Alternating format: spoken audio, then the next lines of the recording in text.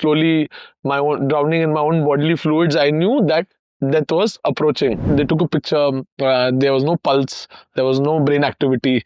So they pronounced me dead. Arjun Vajpai was the youngest Indian to summit the highest peak in the world in 2010 at 16 years old.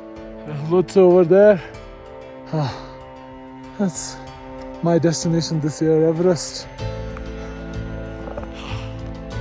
More recently, he became the first Indian to summit Mount Shishapangma, the 14th highest peak in the world, in October 2024. But 13 years ago, Arjun met the mountain that nearly killed him, Mount Choyu, the 6th highest peak in the world. And even though that experience changed his life, Arjun has an almost comical way of recollecting it.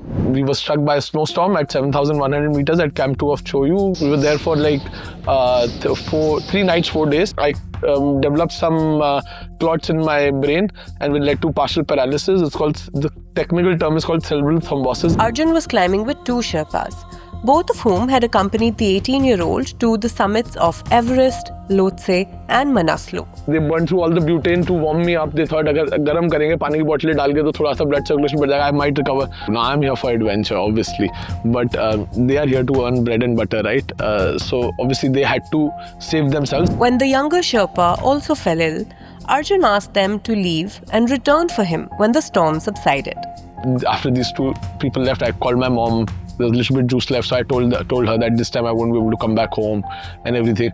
Mom was having her own, panic attack over there, sitting at home. Father was like, first time in my life I saw my paramilitary officer, father. he was like, no, at least try. I could see that fatherly emotions coming out of him. No, at least try to move. How are you giving up? Don't give up. Try and move. So I kept away all of this. Now I'm there sitting in the tent with me, my thoughts, and slowly drowning in my own bodily fluids. I knew that death was approaching. So the next day in the morning, there's this boot which is sticking out after the storm and everything. You can see in that haziness, there's a dead climber on the slopes, probably on this way up or down. He couldn't make it back.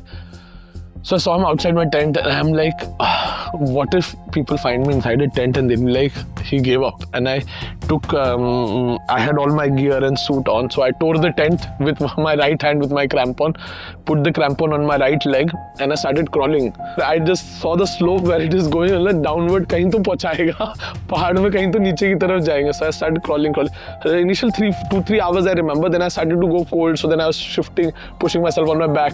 After hours of dragging his body through the snow in the storm, Arjun reached an ice cliff. It was a 130-meter vertical drop. I'm like, if I'm going to die only like this on top of the cliff, I might as well die at the bottom of the cliff. So I pushed myself down from that cliff. Then I come tumbling down. And then that is the moment I feel that I think life escaped my body. The soul escaped my body. Then I don't remember anything. Then I think soon enough the storm also opened up. There was a rescue team which came up. But when they found me, it was a recovery only because unfortunately they took a picture. There was no pulse. There was no brain activity. So they pronounced me dead. They noted the time of death and then they put me in a sleeping bag. They tied me up on a mattress, and how they descend the body from the mountain slowly started bringing me down. And I'm inside my suit. So I think by this point of time, we descended altitude, storm and all that stopped. And inside that entire sleeping bag, I think I became warm and I came back to life. And I shook from inside. I think I started breathing or something.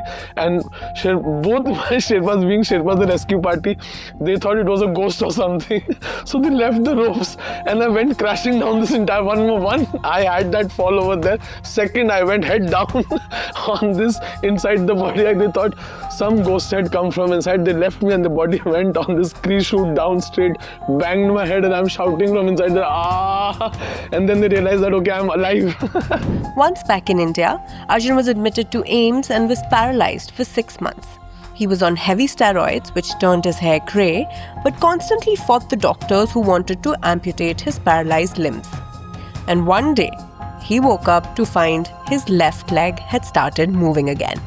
Nature does not know the difference between a big mistake or a small mistake, or a man or a woman or a child or a grown-up. It's like a great equalizer. It treats everything very equally.